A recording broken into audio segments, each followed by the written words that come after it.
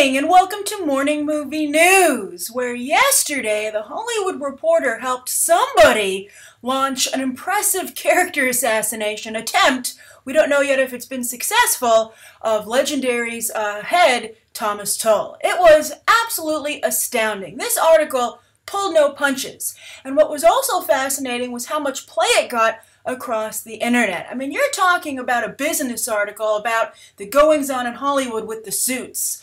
If you go back about 10 to 20 years, you would not have the majority of moviegoers being privy to that conversation, being interested in that conversation.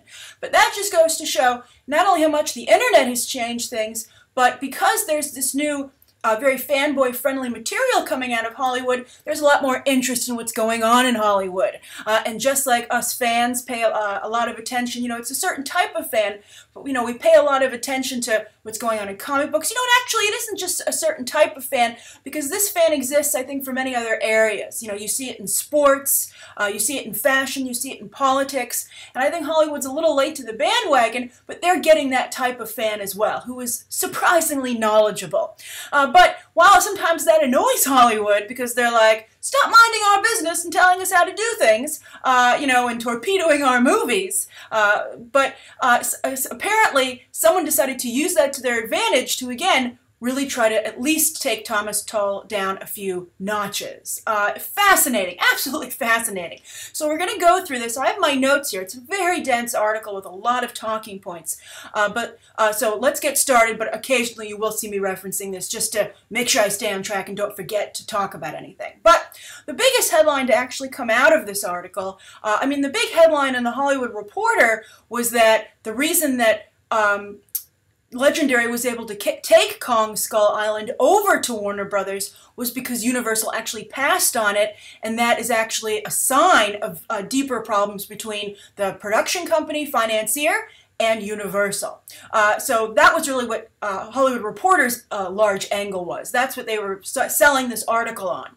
But what trended on Twitter was that Pacific Rim 2 has been delayed indefinitely as a casualty of problems between Universal and Legendary. And I thought it was fascinating that it trended for so long, because all these people were upset that there wasn't going to be a Pacific Rim 2, yet nobody went to see it in theaters. All right, I have Pacific Rim's numbers up here.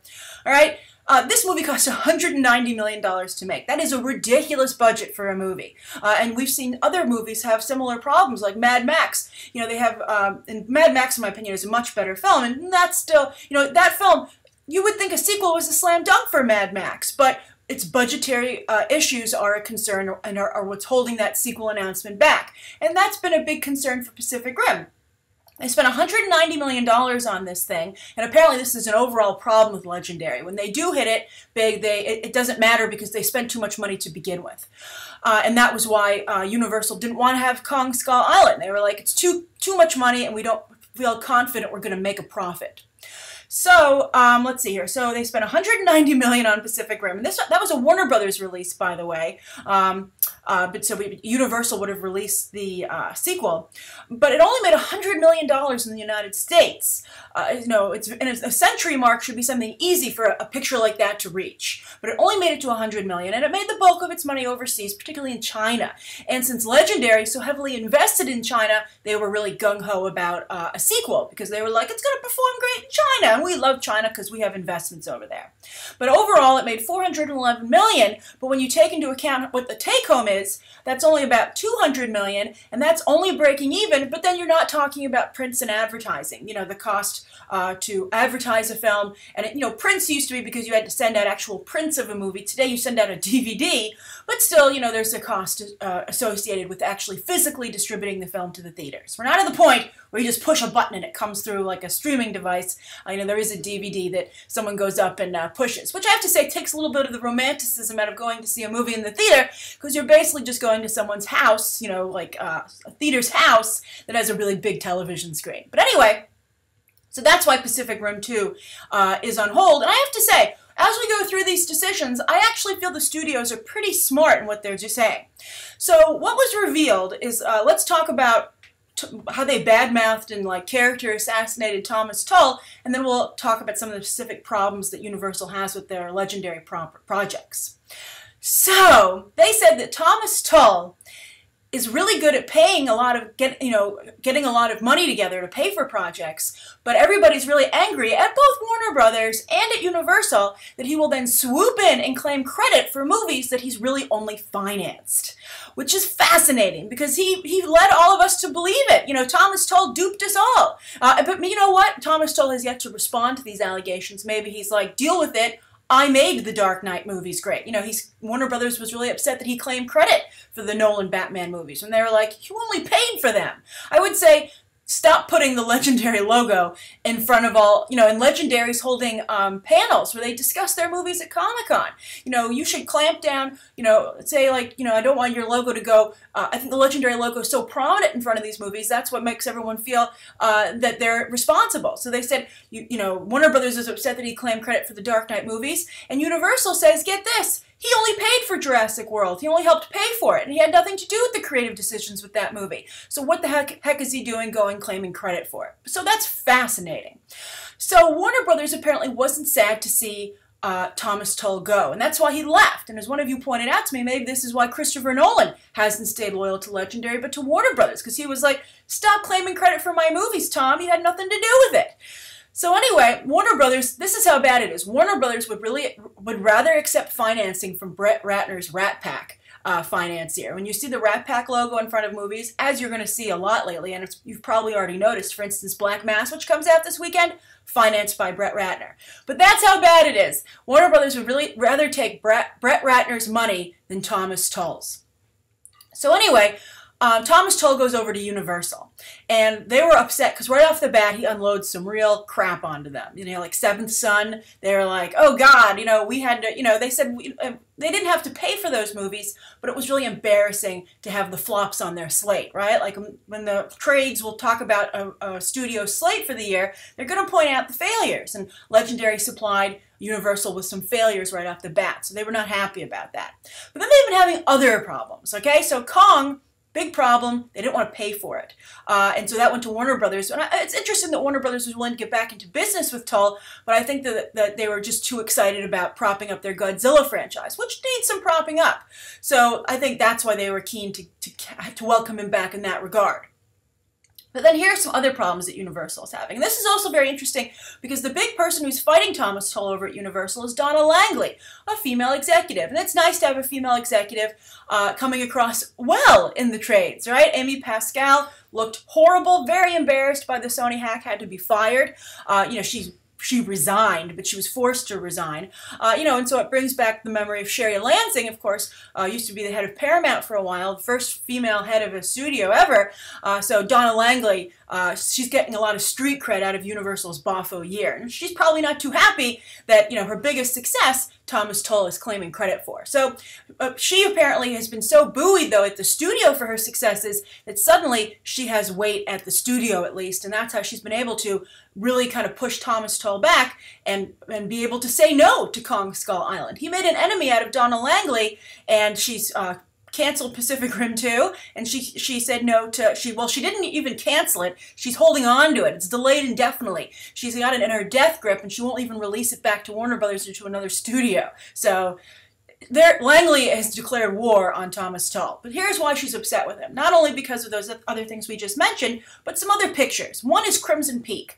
Apparently, Universal said they gave Legendary an ultimatum, and they said, if you don't make Crimson Peak PG-13, we're not going to pay for it. We will only pay for the advertising and the distribution. You will have to foot the entire bill on the movie. And Guillermo del Toro and Legendary said, okay, we'll just pay for it. We want it to be R-rated. And I have to say, I think that's a decision that Del Toro and Crimson Peak itself, but Legendary will come to regret. Because I see no reason why that movie has to be rated R. I think it's a Halloween flick. It's positioned beautifully for the holiday. And I think that with Tom Hiddleston in there in particular, you want your teenage fan base to be able to go and see it. And they're not going to be able to go and see it. They can sneak in, as I'm sure many of you will say, but the way you sneak into a movie is you buy tickets for the competition and then you go see that movie for free. So that's not going to help Crimson Peak. The only reason I can think that it's rated R is it must have a sex scene in it. And I'd be like, you could get pretty far with a sexy scene and still be rated PG-13. So I don't see why you wouldn't, do that. I just think that Crimson Peak would be much better positioned. I mean, there have been some R-rated hits, like Kingsman, for example, and Mad Max Fury Road certainly did make a lot of money despite being rated R, but I just don't think Crimson Peak is positioned as well. It's not as flashy, and I think that the talent involved is hit or miss in terms of their box office appeal. So PG-13, I would have insisted on that too, and I agree with how Universal played that totally. But some of their other concerns, I have concerns about. So Universal apparently is very worried about Warcraft and the Great Wall. Now let's start with Warcraft. The Great Wall, I'm sure a lot of you don't know about, so I'll explain that to you. But Warcraft, of course, is Legendary's adaptation of the World of Warcraft role-playing game, the famous computer game. And it's been delayed many times. And Duncan Jones actually tried to defend the movie, and the best defense he could come up with was, well, we got the Jurassic World release date, so they must feel pretty good about it. And it's like, that's a really weak defense. It's really a deflection, actually, instead of saying, this is total lies, and nobody's upset or worried about my movie at all. It's like, But anyway, apparently, they're worried that it's too nerdy, which I think is really bizarre. I'm like, I've seen a lot of really nerdy content do really well, quote-unquote nerdy.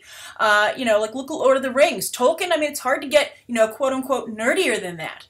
But I think it's clear that they are worried about Warcraft, and it makes sense because they're hiding it from us. They showed some footage at Comic-Con, but they didn't release it to the general public. And I have to say, though, the general public didn't demand to see it, like with the Suicide Squad and Deadpool footage, right? So I think that's a little bit worrisome, but I think it's because Universal really hasn't done a lot to get the Warcraft name out there and to educate the public that this movie is even coming out, for those of you who don't play the game.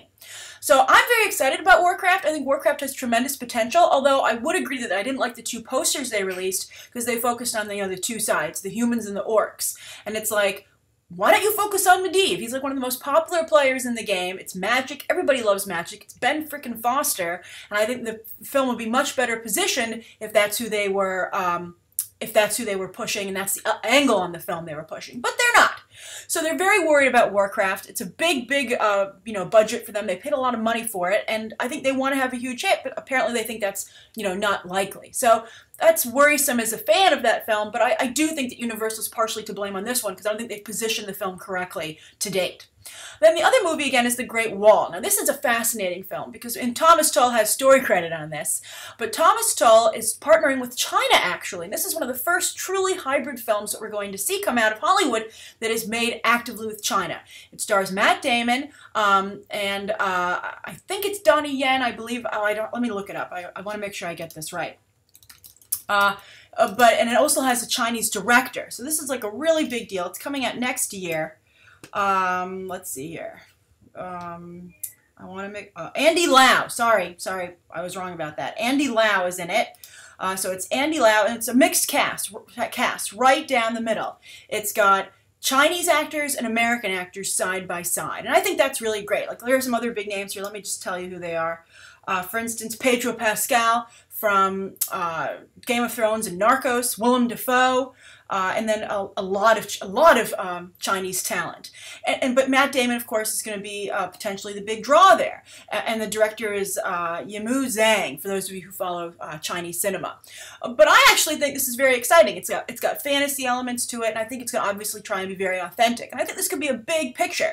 And I'm not quite sure why Universal will be worried about this film, unless they've seen dailies or something. I mean, it has finished its production, because we all know Matt Damon is shooting Bourne right now. But I think it's very exciting, and I think that, China has been a big part of Hollywood's success recently, and I'm excited to see us embrace that and become a more global film community here in the United States. So I don't understand why they're worried about that, but we'll see. So that's actually one of the pictures I'm most excited about for 2016. All right, so that's, in a nutshell, what's going on with Legendary Pictures and how apparently I would suspect that both Universal and Warner Brothers, maybe Hollywood Reporter came up with the idea for the article to explore, Universal letting Skull Island go, Kong Skull Island, but I think that probably both studios were all too happy to participate in giving them, and providing them with dirt on Thomas Tull. So fascinating, fascinating. All right, so that's the first story of the day. Holy crap, it took up so much time out of the episode. This is going to be a long one. All right, so next up, we have two other stories for the day. The other one's about Gambit and the fact that Rupert Wyatt has dropped out of this picture. Somebody actually, I think it was a BTT viewer, Marcus Loera, wrote me and said, is this going to be another Fantastic Four for Fox. And I don't think so. I think that you're seeing so many stops and starts this picture because they really don't want it to be. Basically, what happened is that Gambit is having script issues, and as the script gets, worked on, the budget goes up, it escalates. Probably not only from hiring additional screenwriters, but they're maybe adding more action sequences. So because the budget's gone up, they've pushed back the start date, I think, to make sure that they have enough time to prepare accurately and they don't rush into production. And I applaud that. I want them to have faith in the material, and they shouldn't move forward until they feel good with the script. I wish every movie had that kind of discipline. But unfortunately, by pushing the start date back, the director, Rupert Wyatt, had a conflict and could not maintain, keep with the project, which is fascinating for two reasons. One, I think it looks bad to lose your director, right? I mean, he must have done a lot of prep work on this, and someone's going to be coming in here late in the game. So that's a little bit worrisome. But the other thing on the flip side that's fascinating is that Rupert Wyatt was like, hey, if you push the start date, I can't stay on the picture. And Fox apparently was like, that's okay. We don't, the loss of Rupert Wyatt isn't anything to cry about. So they apparently didn't have a lot of faith. They weren't like, we must keep Rupert Wyatt. What can we do to make sure he stays on the picture? They were like, whatevs. So I think that's really, really fascinating. I think the casting of Channing Tatum and Lea Seydoux makes this a great picture. I think it has tremendous potential. I really believe in this movie, and I want them to take the time. And, I have to say, Rupert Wyatt did a nice job on the first Planet of the Apes movie, but I think the real strength of that film was its screenwriters, Rick Jaffa and Amanda Silver. So I would get that script right and get a little bit of a better director on there. I think this is no great loss for Fox, and they might have actually, in fact, lucked out. So that's the second story of the day. I'm curious to what you think. How do you think Gambit's shaping up? Do you have any faith in it? Do you think it's going to be another Fantastic Four? And how would you feel if Rupert Wyatt came to you and said, I can't stay on this picture if you push the release date back? Would you try to accommodate him, or you agree with Fox that you'd be like, bye-bye?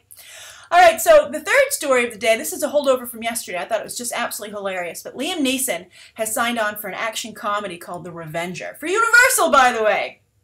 And it sounds absolutely fabulous. And I think this is perfect timing on Liam Neeson's part. I think that his action films have run their course. I think he made so many of them, and I think he might have, overexposed himself, at least in that capacity.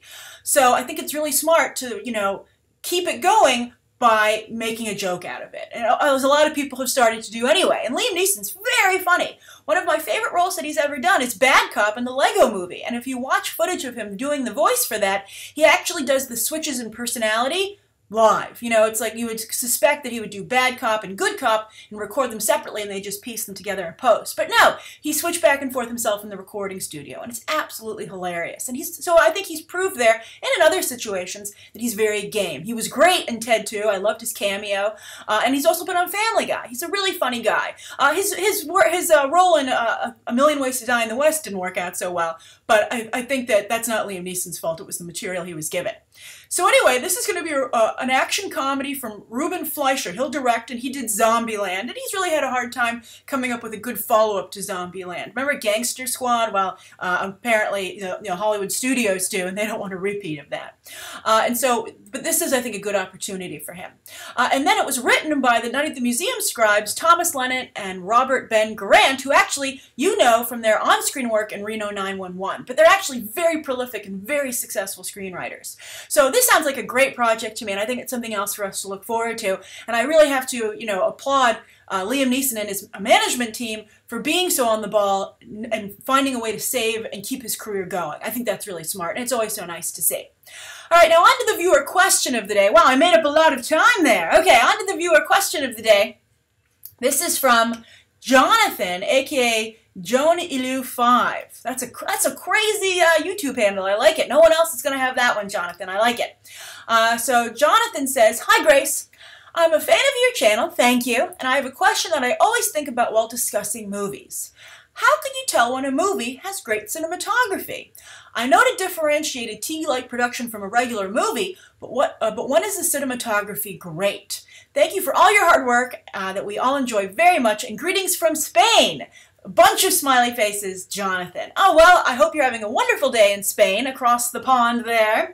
And I think your question's really great, and I think cinematography is so vital to a film, and we've been talking about it a lot lately. And in fact, I would actually like to add an amendment to your comment, because I think that TV cinematography is really stepping up its game to the point where movies can't afford to be off their game. Too often I see a movie that has cinematography that looks like old school television cinematography, and it simply can't compete with some of the amazing stuff we're seeing on the small screen. Like, for instance, Narcos. That is a fantastically shot TV show on Netflix right now, and it's hard to really differentiate it from a movie. I would say the same even with FX's Fargo. Incredible cinematography. Now, a current film that's actually hitting theaters that I would like to point out that has wonderful cinematography is Black Mass. Very strong cinematography. And the way I would categorize good cinematography is that, first of all, you want something where you could frame any, ideally any paused moment in the movie, but at least there are a number of moments, and that would be a work of art. You could put it on a wall. That's really important. But I think that the best, simplest way to talk about great cinematography is that it has a voice. Right? It could be through a filter. It could be through the quality of the image. Sometimes there's a graininess that's added. The framing that you not only include the actor, but something in there that adds to the story, right? Adds a layer to the scene that's going on. Also, how do you build tension in a scene? Jaws has some fantastic cinematography, and it's really and also editing is very important as well. Particularly if you have the scene on the beach in Jaws when Brody's very worried about there being another shark attack, but they keep the beach open anyway because it's good for business. The way that's edited in the cinematography there, the focus, what's your focus, is anything in soft focus, that's all very important. And that's also a very well edited scene. That's actually one of the scenes they used to teach us filmmaking in film school. And it was great. It was like a test. They just had this great professor who just played it on a loop. And he didn't even tell us why he was showing it to us. He was like, clearly it's important because I'm showing it to you. You figure it out. So it was great, and I think that's a really great exercise for anyone to do. Just watch that and figure out why it's so well constructed. And I would take that with any movie that's really highly regarded and that you feel very good about. For instance, we've talked a lot about Roger Deakins lately. He's the cinematographer on Sicario. I'm going to be reviewing that tomorrow. But Roger Deakins is, just take the great cinematographers and watch their movies. And you'll see again that their cinematography, their work, their visual work has its own voice. They're contributing to the movie. I guess that's the best way to say it. Is the cinematography contributing to the movie? Or is it just simply recording what's happening on set, right? That's the big difference. Is that person also adding to the tapestry of the story that's being woven? And the reason I bring up Black Mass, and so anyone who sees it this weekend, you can keep this in mind, is because there are shots of just the city. There's like one shot of just like a plaque at the FBI, and it's really just fantastic, and the framing's beautiful. I think it's really important to have a good visual eye and to understand the it's like also a little bit like graphic design and the relation of the positive and negative space and how you're filling where the actor isn't, with the mise-en-scène. It's just really, really important. And so that's how I would describe it. Do you feel that the cinematographer contributed to the movie, or did they simply just record the acting and the dialogue, right? I think that's really how you can best define great cinematography. So I hope that answers your question, Jonathan. Thank you for such an awesome question. I look forward to hearing everybody else's thoughts on it down below. Thank you everybody for tuning in. Please let me know what you'd like to see covered tomorrow, and also, of course, any questions that you might have. Thanks for watching. Bye.